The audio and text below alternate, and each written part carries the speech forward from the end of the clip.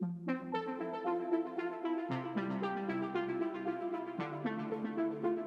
it's Goblin. Are you ready to yap?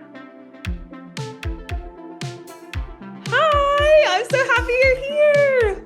Oh, I'm happy to be here. So excited to talk to you. Yay. Oh my gosh, I feel like you and I have been planning you to be on here for so long. And It's like finally the paths collided. yes, I'm like, it's gonna happen. It's gonna happen, I promise. And then here we are. Yay. Okay, so I love to get started asking every author, what is your author journey and how did you get here today? So I feel like mine is like, and maybe this is just because of like who I'm surrounded with. I feel like I talk to a lot of authors that are like, I've known I wanted to write since I was, 9 years old, 10 years old. Like it's always been in the plans. But that was never the case for me. I was like not really a huge reader growing up. I read what was required for school and then did not, dive into Yeah. anything outside of that. It really kind of happened in 2022. So I was a stay-at-home mom for about 10 years. And my youngest started kindergarten, and my husband was like, instead of finding a job, go find a hobby. Like go do something for you now that you're, you have all this time during the day. Yeah. And so I had a friend who had a really big Bookstagram account, and I was like, let me see what this reading thing is about. Like got my library card, got some book recs from her, and literally it was so funny because it was like I couldn't imagine, like I would see people with these shelves filled with books, and I'm like, what an insane thing to do. Like you read the book once and then you don't read it again. Like I'll just go to the library. And as you can see, that clearly did not hold true. But Yeah. yeah, so it kind of I started reading like young adult contemporary because that's what my friend had recommended to me. And I didn't have a Bookstagram at this point. I was just kind of like following like her recs. And then it graduated. I think Emily Henry was like my first like adult contemporary. And I was like, what is this? Welcome. Like a world has opened up. And then I was like, I was running out of book recs from the people that like I knew around me. So I went and kind of started a Bookstagram mostly just to get book recs because I like didn't know who to ask. And so that's Yeah. like I feel like a lot of us that was kind of like the gateway to, fantasy romance and then like ACOTAR. So ACOTAR was the first series that I read that was fantasy anything. I didn't, like I said, I didn't read Hunger Games or, Lord of Oh the Rings yeah. or any, like I didn't get into any of Yeah. that. And so flash forward, I've got a book talk now. I've got a Bookstagram. I'm like meeting people in the community. I'm, doing all these things. And I like was reading 15 to 20 books a month.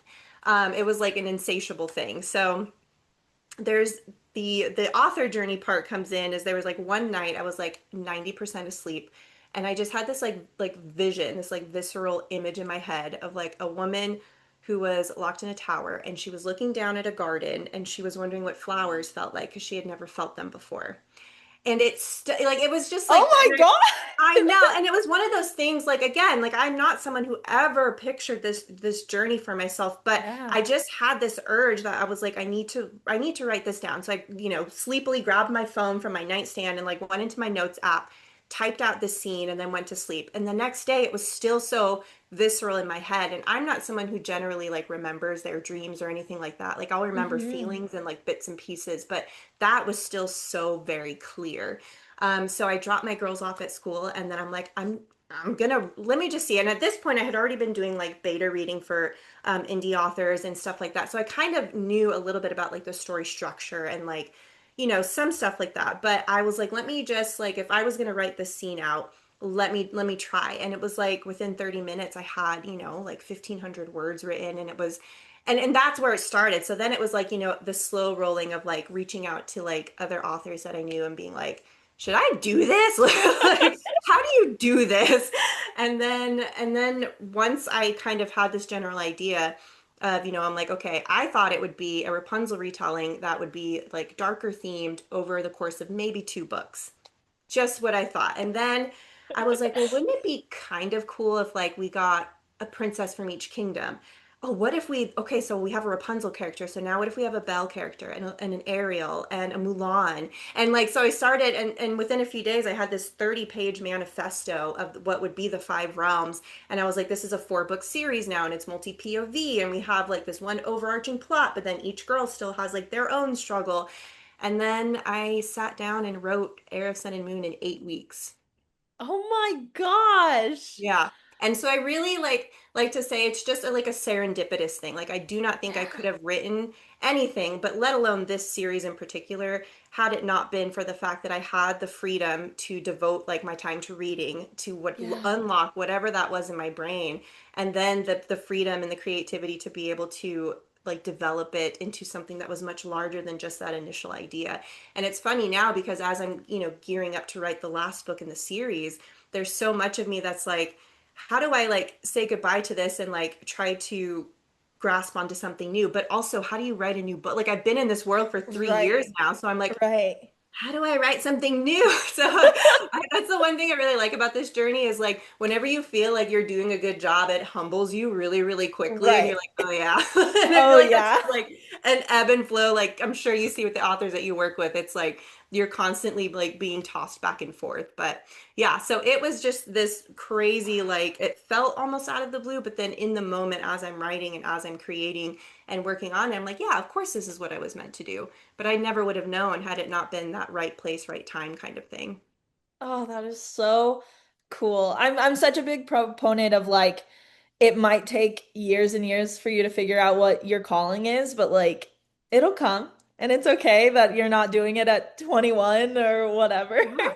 That's But literally like the dedication for Hosam is if you think it's too late to follow your dreams, this book is proof that it isn't.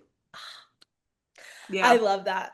I love that so much. It's just like I mean, I'm 28. I'm still young in the grand scheme of things, but like I just started developmental editing and like this is the first time like I've been a photographer, I've been an editor or a designer, a bunch of things, but like this is the first time I'm like, "Oh no, like this feels like second nature. Like this feels Yeah. like my soul is connected to this job." And I was convinced for so long that I was going to do this or do that or do that. Yes. And Yeah. then now it's like, oh no, just kidding. Something I didn't even know was a thing 2 years ago Yeah. is now my whole life.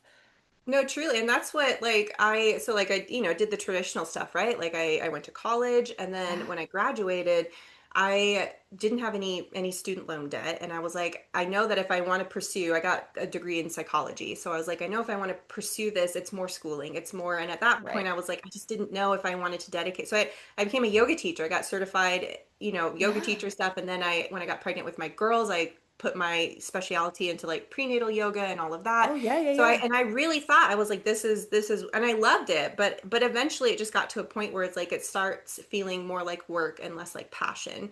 And so Yes. going into writing, it was like, again, you have to be super into it to write something as big as Hosam is in 8 weeks, right? Like Yeah. I did it nonstop, but I did have to kind of check myself. And this is like, as I've written more and more books, something I've learned is it's very easy for that like feeling of it, that passionate, like almost hobby feeling to tip into its work and it starts to feel the pressure and then, oh, you can't just write, you've got to market and like all of the Right. learning steps, right? That you go and as an indie author, you kind of learn, you hear everybody talk about, but until you're really in it, you don't know what that feels like or how it Right. is to decide like, am I going to spend time creating posts for today or am I going to edit? Am I going to write that bonus scene I said I would or whatever? So as I've kind of gone, it was like really important to me that I was like, okay, I love doing this, but the moment that it feels like it's too much, like it's taking too much time from my personal life as well, or that it feels like it's like I'm sitting down and like begrudgingly,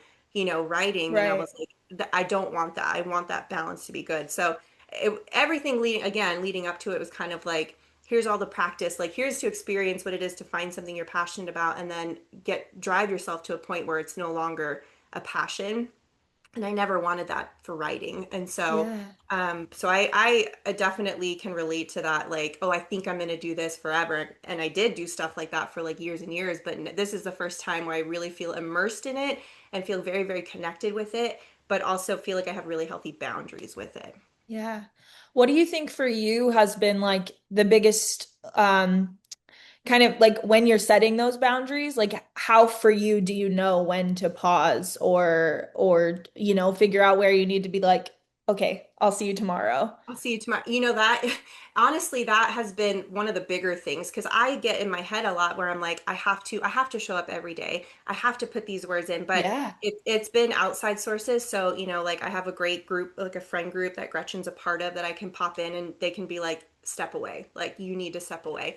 And my editor, who is also like a close friend, she is very good at being like, she can like, we've done this so many books over so many years right. now. She can Yeah, just tell, and she's like, the book is good, the writing is good. It's you, like you're in your head right now. Take at least a day or two or three. So it was a lot of external stuff like that at first, of people being like, it's not you. This is something everybody goes through. Like right. it's okay to step away. But now it's kind of gotten to a point, and I think the book that I just finished, that I'm currently editing, was really a good way for me to put all of those things into practice because Mm. I this is the first book I did with like writing sprints. So like in the past, I Oh, would okay. sit down in the morning and I would write until the moment I had to pick up my girls, and then I would pick them up, and then I would come back and write until I had to like do dinner and do bedtime and all of that. And that's not, and then I would go back to the computer after all of that. And like that's not sustainable. It's not healthy.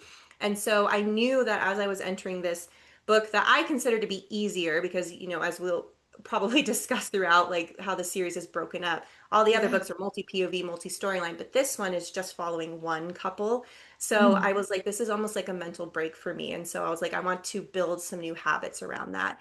Yeah. But I can like it's also giving myself permission, and like this is something I tell whenever people ask like new writers come and like what's like good advice. I'm like, daydreaming counts. Like daydreaming and thinking about it. Go on Pinterest, build your pin boards. Like all of that counts. It's not words on the screen, but you need to have that to keep Of the passion course. alive, Yeah. because you can't just expect yourself to sit and crash out like 3,000 words, a day and expect not to burn out. Like no matter how much you love the work, no matter how much you love the story, your body and your mind is not meant to do that. So it was a culmination of, those external forces and then being able to put it into practice with this book, that now I'm like going into the final book and I feel so excited. I feel so ready. I feel so like I can't wait to write, and also I can't wait to step away so that I can like think and daydream about like the next scene and then be excited to write that. Yeah. Oh, that's so cool. I talk a lot about dopamine chasing in Mm-hmm. between your things that you love because it's really easy to be like, no, but I love this. So I should be Yeah. able to do it all the time. And it's like, well, yes, you should, but also like you can only pull so much until you're at empty and then you're going to flatline. So Literally, yes.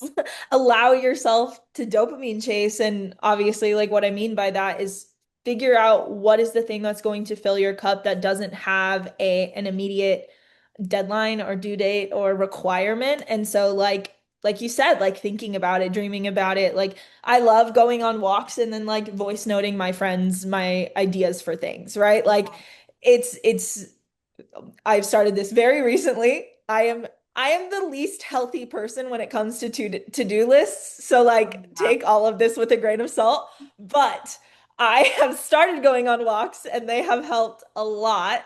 But like just find that, like find those little things that you can be like, okay, I know I must get this done, but if I'm going to sit here and I'm going to, like just pull, and then nothing gets on the screen, that's a waste of time. So Yes. just Yes. just put it away. It's Just okay. put it away. Like, And truly, and that's something like writing book three was so difficult because there's so many days of that, like sitting here and being like my self-imposed deadline, like I have to get something out. And then what would happen is I would crash. I would get frustrated that the words weren't coming out the way that I wanted them to. And then I would scroll on my phone, and then like 3 hours would pass and there would be no difference in the word count. But, and it is, and yes. it's like you really do have to like you have to be in it, and you have to like be like, okay, this is why people tell you that. Like I don't know, Yeah. I'm much more like I do, I'm that person that has to kind of like test the waters first and be like, oh, you're right, okay.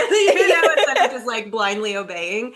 But yeah, it's Valid. so true, it's so true. I'm such a I'm such a brat when it comes to being told things. So like the amount of times that my husband's like, "Okay, just put it down, like you need a break." And I'm like, "No, I don't. Like don't talk to me." And then I'm like, Like you don't "Oh, understand.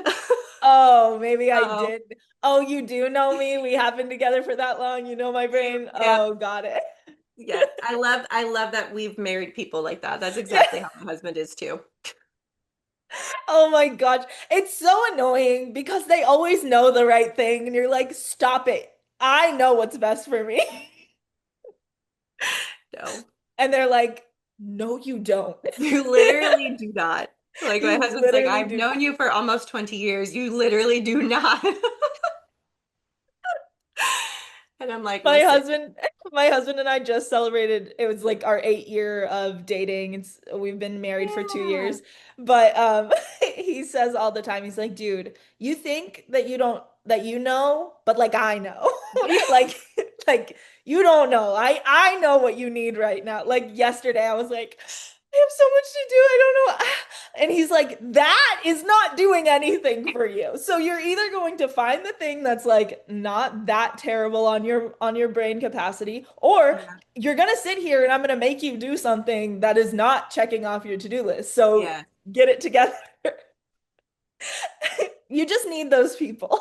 You really do. And you need it like I know that it's from him like I'm sure it's the same for you. It's always coming from that place of like I'm trying to help you over the hurdle. It's not Of like I just want course. you to stop or whatever. Like No. it's trying to get you further. But man, is it like no matter how old I get, I'm like I there are some things that I really do need to be beat on the head with a few times before it makes it through.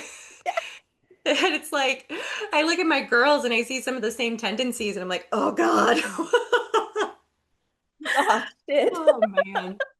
Oh my gosh, that's so true. It's just so silly because it's like stuff we know, and it's like stuff we could tell other people. Like Yes. the amount of times I'm like, no, no, no, you need a dopamine chase, you need a break. Like, do you know Lena Kazik? Yeah. Yeah. Okay, okay, love Lena to death. But she was telling me that she's like has a break or she's going on a break or something like that. And I was like, okay, on this break, like 2 days, 2 to 3 days, you're not allowed to write. And she was like, what are you talking about?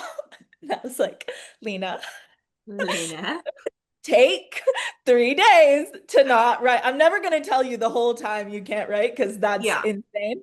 But like, take 3 days to just do whatever. I don't know if she did. I don't know. But like, to me, oh my God, if somebody said that to me, I'd be like, I'm not gonna work. Like, what are you No, talking yeah. about?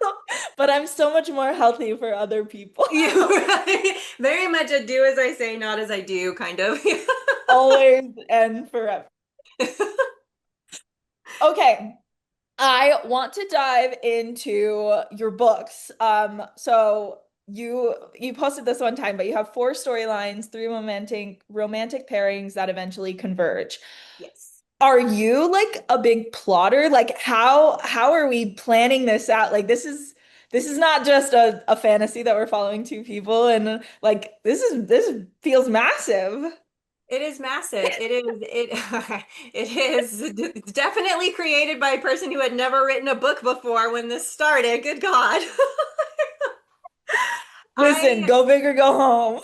and honestly, I like sometimes I think about that like if I could go back, would I change it so that these are like interconnected standalones or, or that I just had less, but I don't think that it would have the same emotional effect that way. And Right. I'm very much a like a self-inserter when I read, right? So I was like I get four different FMCs to Yeah. pick from, like whatever mood I'm in. So Yeah. yeah, so basically I am very much a plotter. Okay. And I feel like with this series in particular, you have to be. So before I ever wrote the first word of Heir of Sun and Moon, I had plotted out the major plot points for the four books. Yeah. So as I'm writing, things will come up, and I'm like, oh, this would be a cool direction. But for the most part, it's like I've got these major, 4 or 5 big plot points that happen in each book, and then it's just Mhm. about filling in the gaps between them. And so yeah, so for Air, Sun, and Moon, we have Rhea primarily as the main FMC. She's like my Rapunzel-esque character. But then we also get Bahira, who's like my world's version of Belle. And so it's split right about like 70-30% POVs. And Okay. so it's really funny trying to market that book because I feel like if you just read the blurb on the back and you're kind of skimming, you're like, wait, is this like sapphic? Like, because, we've got these two main FMCs, but it's like, no, Yeah. they're literally like in different kingdoms. Like, you finish Heir of Sun and Moon and you kind of start to see how they might be connected, but it's that book one is very much like the foundation of the series. And so it's like we've Right. got, explanation into the world. And then Rhea is kind of like what I would consider like not so much the main protagonist, but it's like her character arc is like the overall like okay, like she is woven into each of these FMC's story in some way or another, right? And Yeah. so we go into book two, and we've got some male POVs. We've got Bahira and Rhea have equal POVs, but then we also get Arya. So Arya is my Siren princess, and she is probably maybe only has like 10 or 12 chapters in that book, but she has a very important arc that sets up book three, and that's when she gets together with Mila, who's like my Mulan style character. So they're my sapphic enemies to lovers. And so really it kind of just is born from like okay, these are the point. How are we building towards, everybody coming together? And the end of book three is how you see how everyone is connected. And so we get ready for the chaos of the final book. But yeah, it's a lot of planning ahead of time, but also a lot of permission to be flexible because Right. we Yeah. have so many POVs and so many storylines and romantic pairings where sometimes the couples are in the same place at the same time and sometimes they aren't. It's like you have to be willing to kind of let the story be guided by the characters in the moment. But yeah, I it's a lot. It's a That is lot. so cool, though. I think it's so I mean, and it's very unique. I don't know of just off the top of my head like a lot of series that kind of have multiple storylines, but that are intertwined within each book. Because I think, of course, like the interconnected standalone is a very popular thing, you know? Like we have a Right. couple here, and yeah, the story's going to build, but the couple ends, and then the new couple, and then Yes. the new couple. And so for you to like have everything going back and forth. Kudos to you. Thank you. Thank you.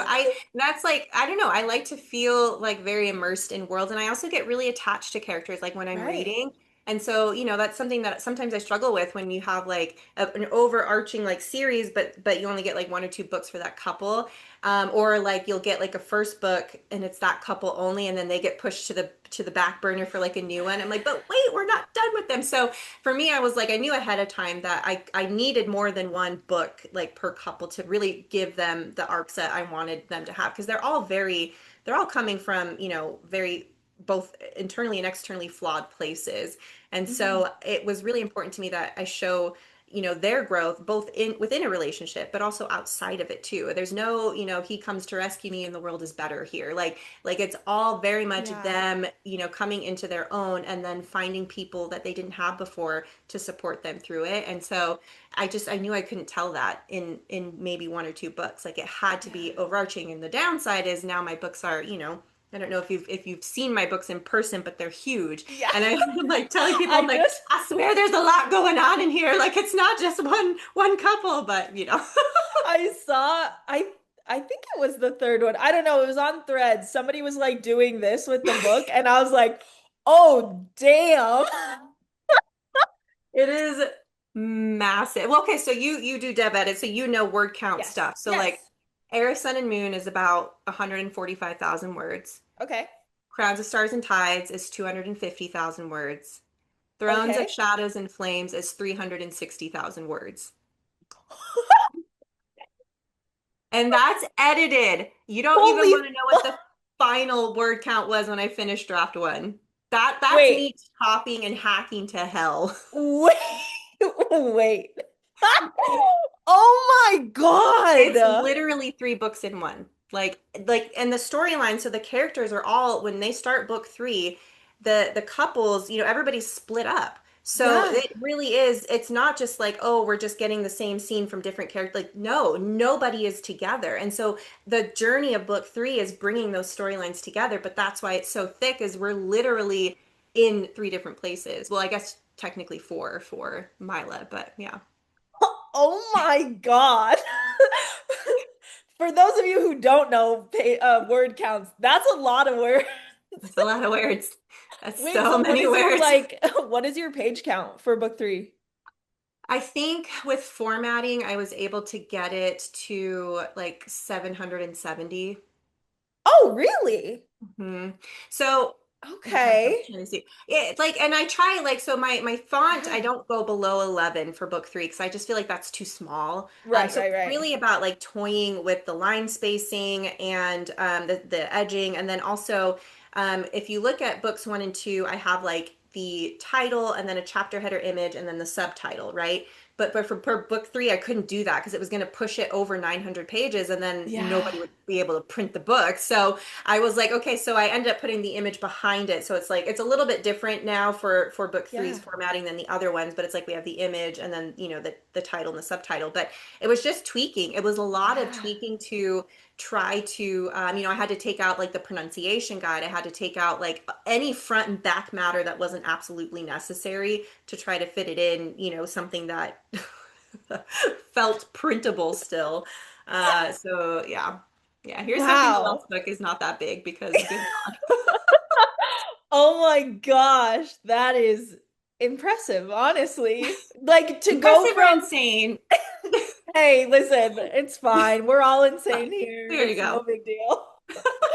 But it's so impressive to go from I've never written anything to hey, I'm gonna write three books and the third one's gonna be that long. Like that is so cool. I'm congratulations. Like Thank that's you. that's so Honestly, big. it's funny because I was like mid spiral for the third book because that many words. I got about 150,000 words in and I was like, what is this book even about? Like I was so into it that I couldn't see the big picture because there was Right. so much going on. And so I had ended up starting at the beginning, kind of like rereading what I had written. But I went into my group chat with Gretchen, Sheila, and Whit and was like, guys, like I feel like I can't do this. And I'm like telling them, how much I've written in what timeline and like all this. And they're like, you've written three books in like 4 months. Like you need to chill out. Like, cause that's essentially what it is, right? Yeah. And that like hearing that, I'm like, okay, I do need to give myself a little bit of grace. It was like hearing them say that was almost like permission to be like, okay, I can't like I can chill, like I'm Right. doing okay. But Yeah. sometimes it's so hard, man, when you think about like what to me it's one book and people can get multiple books out a year, so why am I struggling so hard to write this one book? But it's not, obviously we don't ever Yeah. want to compare because we don't know what's Yeah. going on, but it's like reminding myself all the time like this is so different from a lot of what everybody else is writing, not in like a hoity-toity way but just in a, I can't approach it the same way that they would. Right. Yeah. Right. And I also think it's so easy to be on Instagram and be like, this person's put out three books this year. What am I doing wrong? And that's Yeah. everybody. Like I mean, I'm constantly talking. Most of my friends are authors, like majority Yeah. of them are. But like I'm constantly talking with authors and they're like, this person's going faster than me. This person is like whatever. And it's like, who cares? Like And it really is. like Yeah. and unfortunately the comparison's never gonna go away because I Yeah. think like your instinct is always going to be compare and contrast because that's what we were taught like Yeah. from birth, it was what's the difference between these two things, and so I think your first thought is probably always going to be that, but like if you can just work on what your second thought is, like you're never going to get rid of the first one. So just Yeah. like it's going to be there. But if we Yeah. can work on what the immediate following thought is like, oh, who cares? Who cares? Yeah. Then like I'm telling you, it'll change every like there are times where I'm not an author PA. Like I need to say I'm not. But sometimes I'll see PAs doing things and I'm like, oh, what the heck? And I'm like, you're not a PA. What is your problem right now? My Like God. you're not a PA, you don't want to be a PA, like that is not your skill set. Like what are you doing? Why are you But comparing yeah. yourself to a PA? You're not that. And I and I feel like it's the same thing with like authors, like Yeah. a fantasy author comparing themselves to like a monster romance author or a contemporary. Like they're completely different worlds, not just like page count, like page count Yeah. alone. We're looking at like the difference in that, but also like if we're talking about world building, like I talk to people who like write fantasy and then write contemporary. It's a completely different beast because Yeah. you have to, hey, by the way, we're not on Earth. So like So I can't just like transport the image I see in my head. I've got to take the time to explain it all in a way that Yes. doesn't feel like I'm taking the time to explain it all. Yeah. Yeah. Like that right there is exactly what editing. I'm Yes. like, okay, like I know you need to tell me it, but I can't feel like you're telling me what it is. So we need to like We do need to bridge this. that gap and try to, yeah. And that's like, I'm like so grateful I had the editor that I had. It was just like, again, one of those like serendipitous things. But she Yeah. was like, for Hosam, she was, writing, or she would read it behind me and she'd be like, okay, here, like, Oh, she was cool. just like her feedback. It's really great when you know you have someone in your corner who is being honest because you never want to have just a chamber of yes men. That gets you Right. nowhere because then you don't like eventually I feel like you get to a point where you're like, I don't know what's truthful or what's, but you know what I mean? So I Yeah. don't know. I feel like I've been lucky that I have someone who is honest brutally at times, but never in a malicious way. Of course. But yeah, that can point those things out and be like, okay, this is coming off as like a little telly, or this is stilted, or this, especially with having so many characters too. Like so many times, my editor's been like, Mila, who's this like fae vigilante assassin, badass, all the things. This sounds, she's very prosy here. This sounds like Rhea, and I'm like, oh shit, you're right. So yeah, it can Yes. be the comparison thing is hard because like even if you gave two people the same exact framework for a story, it would come out differently, right? And Completely. so I think it's like you said, kind of fixing the internal response to that, like, oh, I see the comparison, I feel the comparison, like how do I respond to that? But it's also like who you surround yourself with, and like making sure Yes. that you're surrounding yourself with people who don't look at you as competition, who don't get jealous of your perceived successes, who know you and who genuinely cheer for you. And I feel like Yeah. sometimes that's really difficult to find. I think everybody wants to be that Right. until they are not, and we know this, like authorhood, especially indie authorhood, is not a meritocracy. Like it's not, oh, I put in all this work, I'm going to get all this rewards. Like Right. it's very much like you could be doing all the same things that somebody else is doing and it's luck and that's random and that's just Hmm. what it is. And so, yeah, I think it's very important to a lot of mental work, right? When you're in this A lot. industry, like a lot of it. Yeah. Yeah, and I think it's changed a lot in recent years. Like obviously I'm newer to the bookish space, but I think like just books in general, the way Bookstagram is or Book Talk, I'm not on TikTok, but the way Bookstagram is, it's a lot different than what publishing used to be. So like now there's a lot of like uh, like value, I guess, to what Yeah. the author puts out, like as who the author is. And I Yes. think before it was just a name and it didn't really matter. Like people weren't necessarily like, okay, I am like, I like this author because I like this author, so I'm going to read their books. Before it was just Yes. like, oh, this cover's cool, or yeah, I've heard this name before, but it wasn't like the actual person. And I think that's Yeah. changed very like a lot in recent years. And so not only is it doesn't matter what you do because you could do the exact same thing as somebody else, but also you have to take a part of your soul and put it in the words and then take another part of your soul and share yourself with the world. And it's And then like, detach from yeah, both because then you're also being perceived and you can't take it personally, even though it feels like you should be able to take it. Yeah. Yeah. yes. And that this is not a deterrent for anybody that wants to be an author, No, but it is no. a realistic look at it and Yeah, understanding that like writing is a small part of it. Like it is. Yeah. it really is. And of course, you can write a book, put it out, and then not do anything with it, and then cool, that's all that you want to do. But I think like within the indie space, it is a lot of like putting yourself out there and then detaching, like you said. Yeah. It's just a lot of work, like It mental is. work but I think there's also a lot of beauty in that in Yeah. getting to find readers who love you for you and will follow you to the ends of the earth because I think that's a very new thing as well as all of the other stuff. But yeah, it's just navigating like what what is precious to you and what can you give up so that you can keep moving forward. Right. And that's all, yeah, dependent on what your goals are. Not everyone's Yeah, goal is to be trad published or, right. like some just want to make enough to support paying for the cover artist and the editing and maybe some character art. So it's all I think one of the things I would recommend to new writers getting started or who want to pursue this in a professional capacity is really figuring out what your goals are. So like Right. I was so broad with mine. I was like, if I can find one person that doesn't hate it, that's a win for me. Like, like I was like, but then I had, because I was a bookstagrammer before it, I had kind of had a very, very small, but still like a good little community of readers. So I was like pleasantly surprised when I debuted Hosam that it had so many people who I'm sure probably gave it a little bit of slack because they liked me and and they wanted to Yeah. support.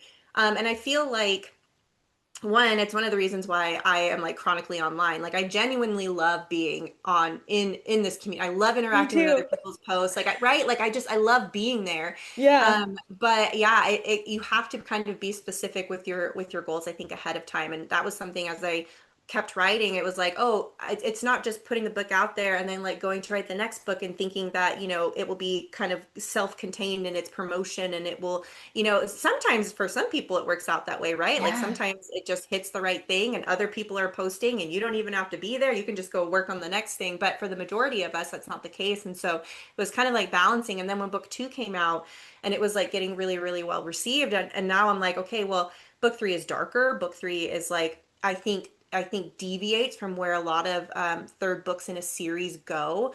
And Mhm. I still felt like I felt comfortable that like the people who are part of my community and my readers, like who kind of are drawn to that, I felt comfortable they would like it. But Yeah. like a majority as a whole, and so then all those things, and so it was really important for me to come back to like that why. Why am I even doing this? Is it because I'm chasing that outside validation, or is it because I really feel like this story needs to be told and I'm having like a good time writing? And it's a lot of getting back to that place and like actually figuring out what my goals are, especially in a landscape where you don't have so like a lot of control. Like Right. if Amazon is like screwing my page read numbers, there's fuck all that I can do about it, right? Like Exactly. it is what it Yeah. is. And so it's like I can't, if you get so tangled up in those things, not to say that like I know there was like a recent thing where they like admitted something was wrong and they were like Right. not, but and not to say you shouldn't be tracking those things, but you can't put all of your I guess worry into these external things because there is just so little that you have control over it. So yeah, I Yeah. think it's like defining your goals ahead of time. Is it just to publish it because you told yourself you would like 5 years ago and this is your personal goal? Is it to build community? Is it to, whatever the reason is, but don't let it be determined by like my goal is to make, X amount of dollars every month, or my goal is to have like all these big influencers talk about it or whatever. Those can be, Yeah. goals that you have, but they shouldn't be main ones, I think. So Right. yeah. Okay, so that just kind of leads right into Oh, slay. I love I when that happens. I told you in the beginning that I started this like a new segment because you said, I'll do any new I'll segments do you want to do. anything. And so I was like, you know what? Okay. So something that I'm a little bit known for is like my manifesting. Ooh, And I do this a lot and on accident it all has come true, which is cool. love that. And I'm just really big on like having other people do that. And so I don't know if you ever saw, but Gretchen and I, before her very first, or before Smoke and Scar came out, I made her send me a list of all of her goals and then her Nice. Delulu goals. And so I'm gonna start doing this with every author that I have on. Love. What? Because I think it's really easy to like tell yourself what your goals are, but until you Yeah. like speak them, they're not necessarily going to be real. And so I think that you should just act as if this is your real and this is your reality. And then they'll come true. So Agreed.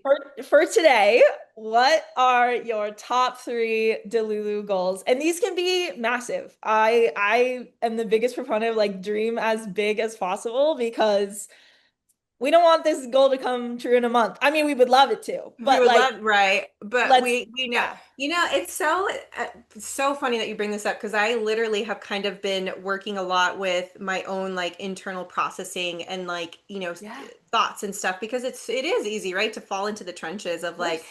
nothing is working, everything is shit, like everything I'm doing doesn't matter, nobody cares, right? And so Yep. there's been a lot of mental work, particularly in these last few weeks for me, of like, okay, like I literally wrote in my little journal today where, or my planner, so so it says, I am inevitable.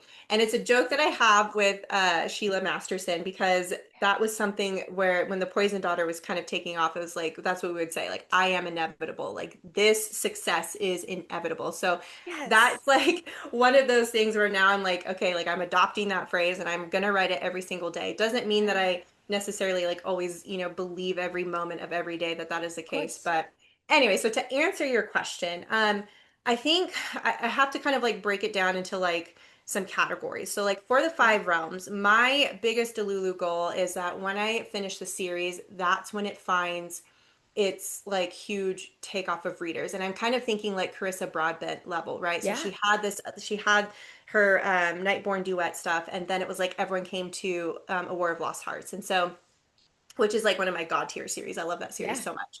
And so that's kind of like, in the moment it feels very much like I'm trying to play catch up with this series, and I'm trying to like come on, like the book's almost, like the series is almost done, but I have really kind of just been like, you need to let that go. Finish the show people that you can finish a series. Show them that Yes. you're not going to go divert, and there's nothing wrong with that. But I think that when we have readers who are so easily jumping from one thing to the next, it's Right. nice to show that, like, yes, I have a completed series here for you. So Yeah. so that's my big goal, is that, the success that I feel that I might, or that I wish that I had now with the series, it's not that all the work I'm doing for now is like, or now is for naught. It's that Yep. it's building. We're in our building cycle right now. So my Absolutely. goal is that once it's done and I have given it officially the whole thing, everything of this world to readers, that it will take off in a way that I can't even imagine right now, right?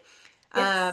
My the Delulu goal that I've been like sort of shifting gears and it feels like a reset for me is, so when I finish the five realms, I have a contemporary story that I Oh, have had fun. sitting. I have it completely plotted out. I already have artwork done for it, which, if you know me, is no surprise at all. And and that I keep telling everyone that I just have a feeling about that one.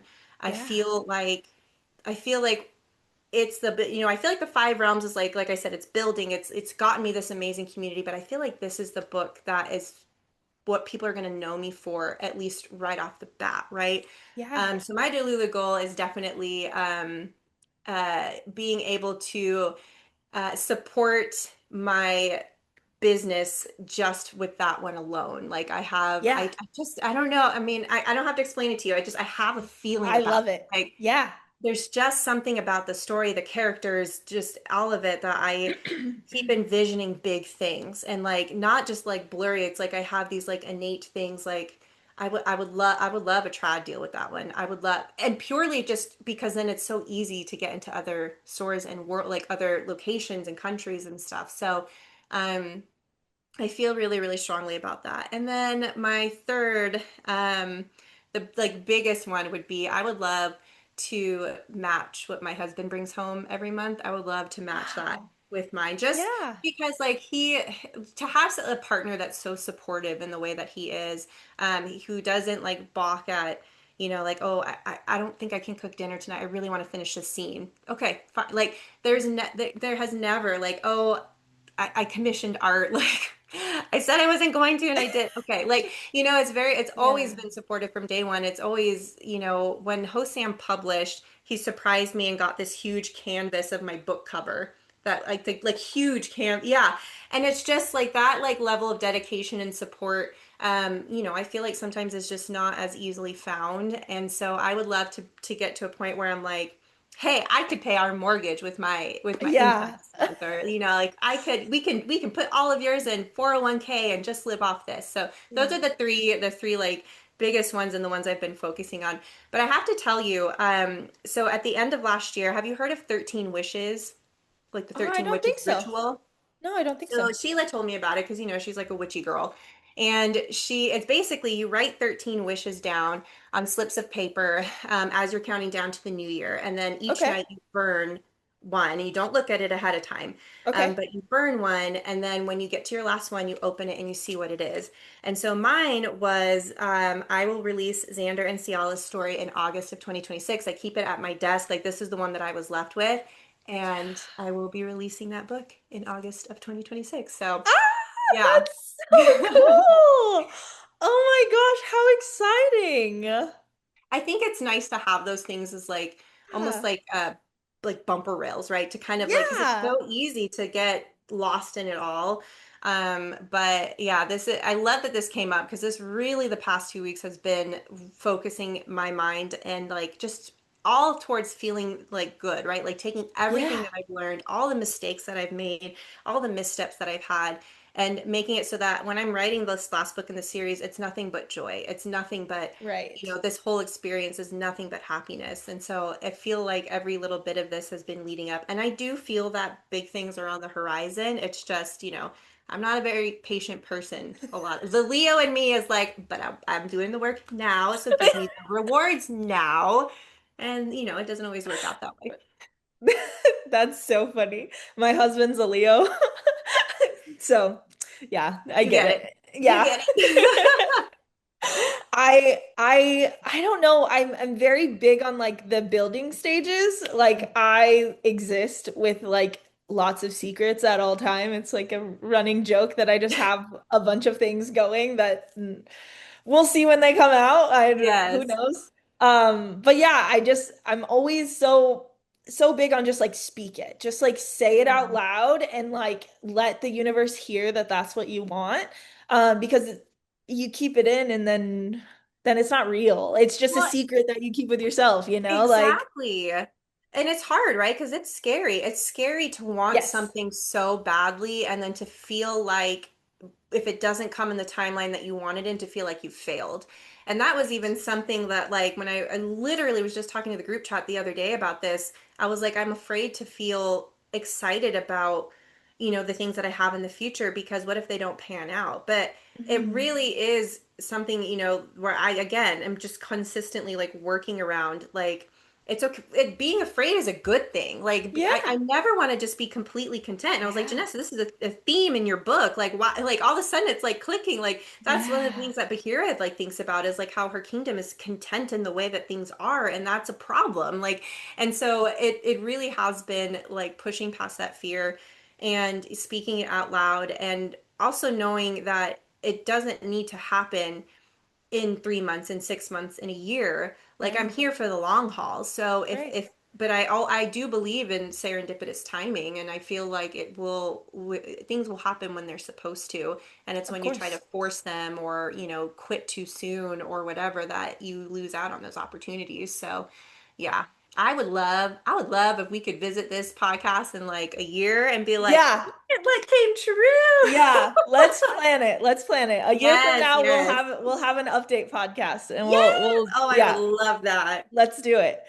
Yeah, I I think that's a hard thing that people get stuck in is like am I getting too excited, right? Like am I getting Yes. too excited? And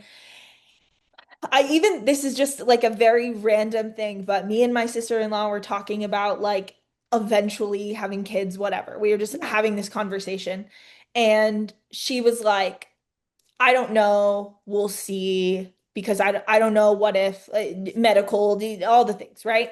Because she has a lot of like fear surrounding it. And I was like, whoa, whoa, whoa, whoa, whoa, whoa, whoa. Why are we grieving, being upset, ta bringing down the excitement of this before that's even happened? Like, Yeah. there are so many things in our lives that are shitty. Like, there's so many things. Yeah. But the goals that you want, the excitement that the things that you want, let them be exciting. And Yes. who cares? Again, if it's different than what you like planned it to be. But I think there's a difference between planning your success perfectly and then also just being excited for whatever success is coming. Yes. Like we can Yes. have our goals and we can focus on those goals, but understand like it's an ebb and flow. And the Totally. goals that you set right now could mean nothing because the thing that you make is going to be doubled that goal. You know what I'm saying? So Exactly. it's like Yes. keep those, make those goals be something that you look at, something you say every day, but understand that you have no idea what's coming and it could be double. Could be double. And it's so hard when you're in it, right? And this is Of something course. like this is like so random, but I was late doing my taxes because I did not want to think about it. So normally I'm like a February 1st taxes done, but I got Right. to like last week and I was like, okay, let's go. And it's when you're like in the month to month and you're only seeing that small like 30-day picture, it was really easy for me to be like, wow, I feel like I'm just so far behind from where everybody else is and blah, blah, blah, blah. And Yeah. then when I was doing my taxes and I was like looking at the year as a whole, I was like, by every measure of anybody's success, this would be a successful year. But it was because, Yeah. I was like stuck looking in those like smaller chunks. And so I think that's like such a great metaphor for, when you have like weeks or days or hours, whatever, that feel like insurmountable. It's important to Right. remember that you are just here in the grand scheme of everything. Yes. We are here and we don't know. Like we plan and we try to do the best that we can to encourage like the best outcomes. But like I said, it's really like changing your mindset and controlling the things that you can control and letting everything else just kind of be what it needs to be and Yeah. having faith in the process as well, I think, right? Yeah. Like you have to trust that good things will come if you do the good work that you're putting into it.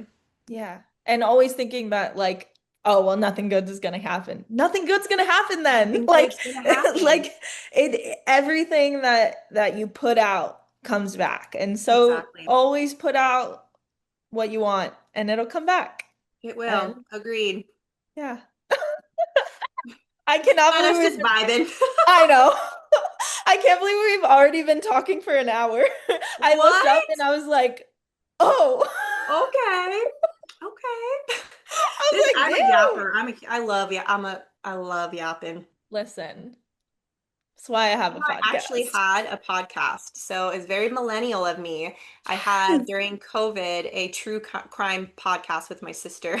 No way! That's so cool. We did like true crime and like we like oddity things, so like myths and like we covered Yeah. Chernobyl and like just like all like the weird. But you know what got me? I could not handle the editing. Like 8 months in of editing and I was like, I can't do it anymore. Yeah.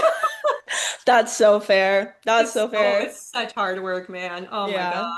This is my third podcast. Oh, really? Yeah, and my husband edits all of this, so I don't do it. Hi, husband. Love you, husband.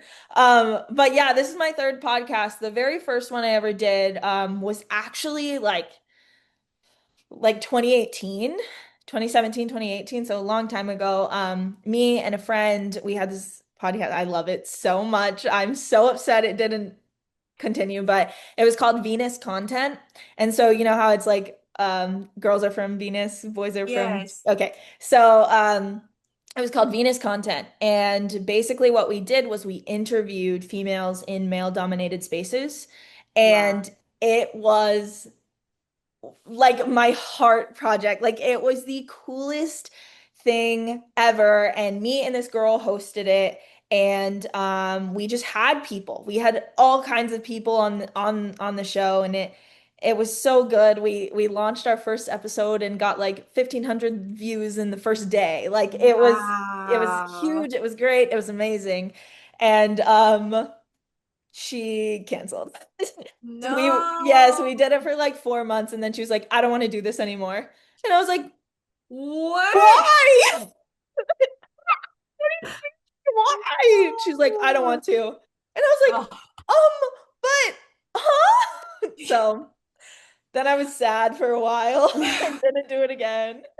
And then my husband, and this is so funny how all of them ended. But my husband, our friend, and me had one together. It was called Sad Melon Media, and it was like our video production company. I've worked in. My husband is a owns a video production company, like that's his Okay. full-time job. But at that time, we had a production like studio, us three, and like that's what we did. Like worked on short films, worked a bunch of stuff, and so we were doing that, and like we were about to go like all in. It was gonna be the whole thing. COVID hit. Oh my God. So like, yeah, and then I was like, maybe I shouldn't have a podcast. And then the bookish space happened, and I was like, no, I'm gonna do this again. See, it was all like all kind of building up to that, right? Yeah, getting Yeah. into the space of like, oh no.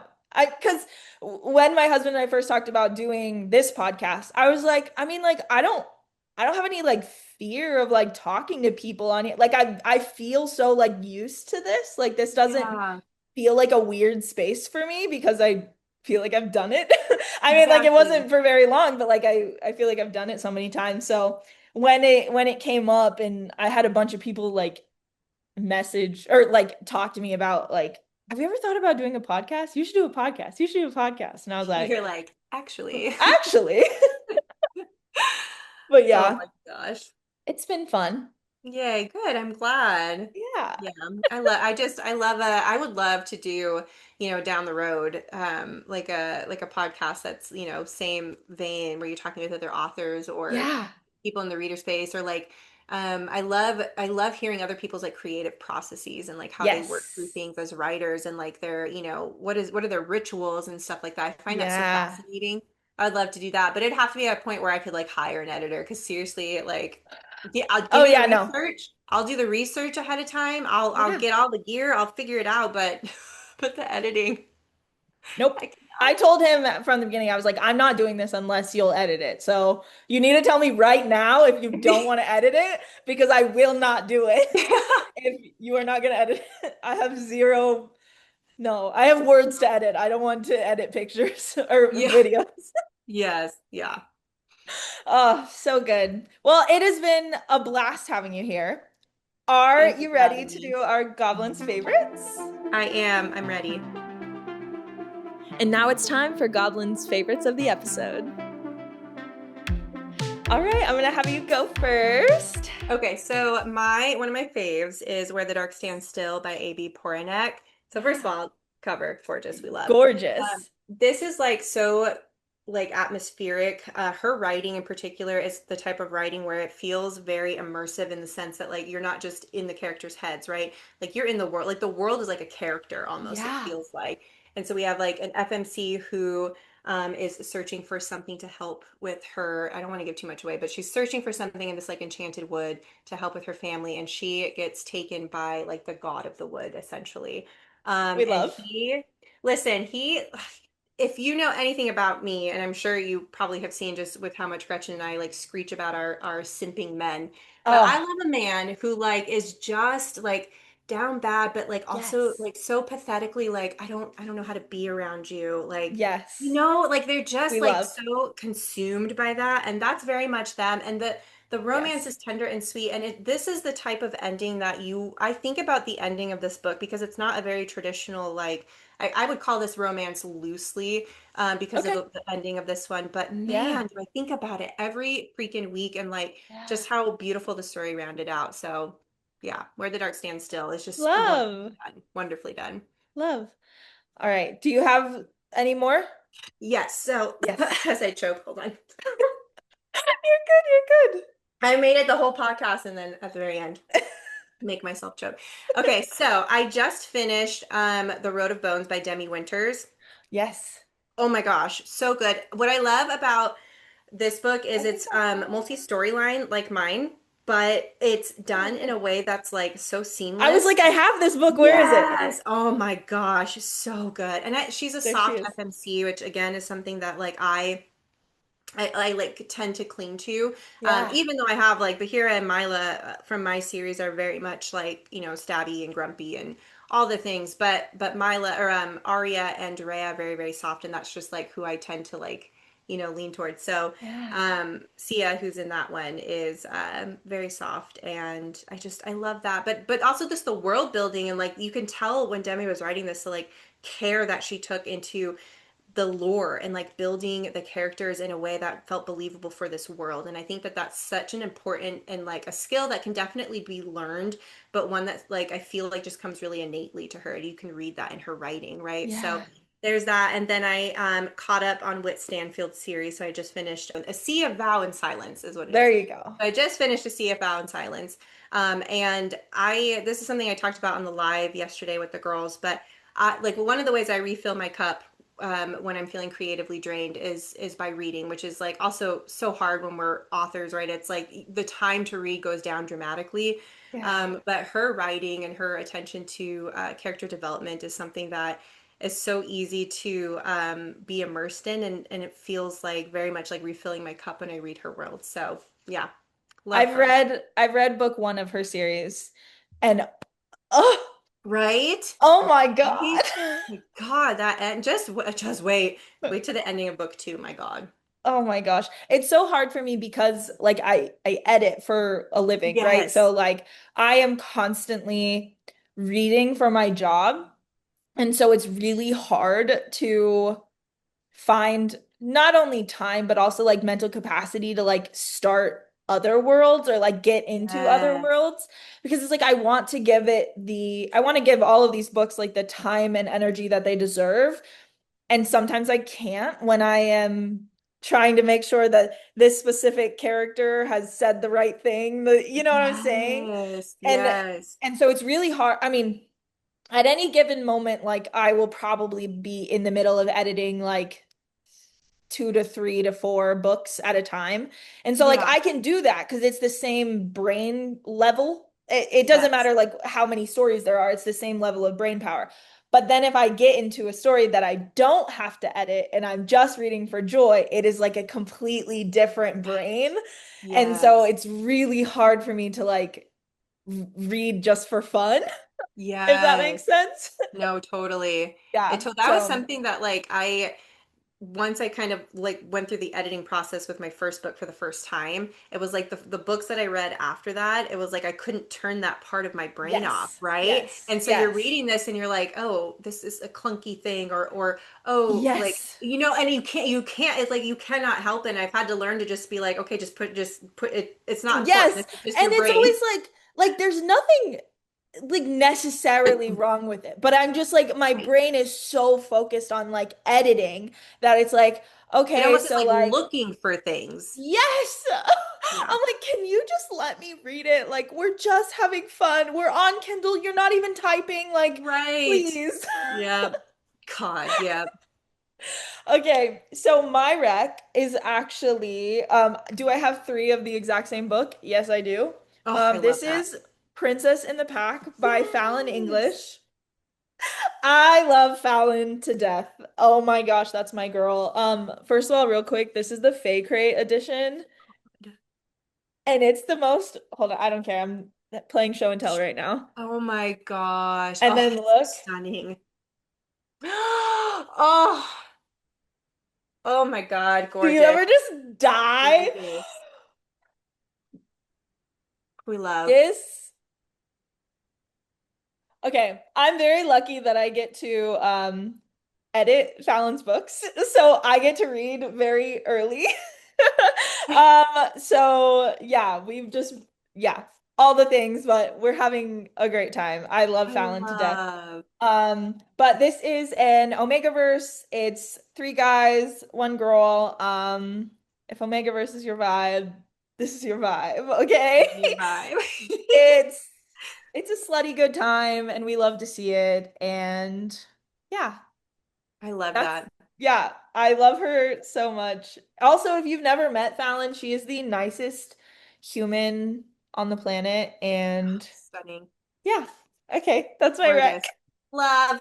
Love. Love, love, love. Okay. Yeah. I'm gonna give you some time if you'd like to shout out anything specific. Tell us your Instagram handles, all the things. Okay, perfect. So you can find me on Instagram or TikTok. It's at Jenessa Likes. Um, but the best thing that I have coming up right now is editing my current book, which is slated for an August 2026 release. So this book follows Xander and Ciala, who are kind of side characters that you get introduced to in book two. And so this book is not continuing the story. We're doing a little sidestep action, but Yeah. at the end of the book, you get your first glimpse into the final book of the series. So, yeah, I'm very excited about it. They are princess, or not princess. I'm so used to saying princess guard. They are Yeah. guard and prisoner. So he's the king's guardsman. She was captured and is the prisoner there. Enemies to lovers. He lives by a set of rules because trauma, obviously. And Obviously.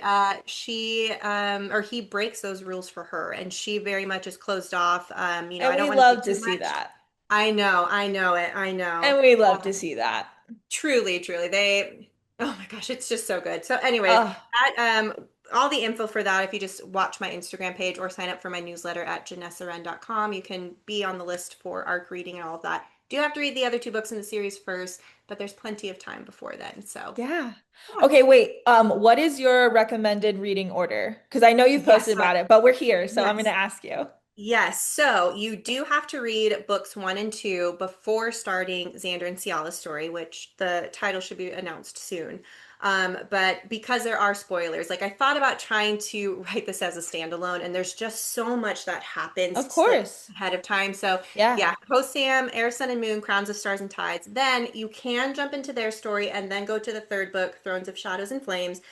But like I said, there will be at the very end of Xander and Ciala's book, there's a jump ahead. So we jump ahead to the end of Thrones, we get their perspective, and then we get that first look into the final book. And so if you're like me and you already want to know ahead of time, so you can just read those chapters, then you'd want to read. So you want to read in publication order would be my recommendation. But if you're like, I just really want to get to their story, then read books one and two. Then you can read theirs. Then you can go into book three and then go back for those bonus chapters. Cool. Yay! That's so exciting. Thanks. Yay. Oh my gosh. I've had the best time with you on. I'm so glad we could make this work. Thank you so much for having me. It was the best. Yay. I'm so glad. All right. Well, I hope you have a great rest of your day. I hope y'all have a great rest of your day, and we'll see you later.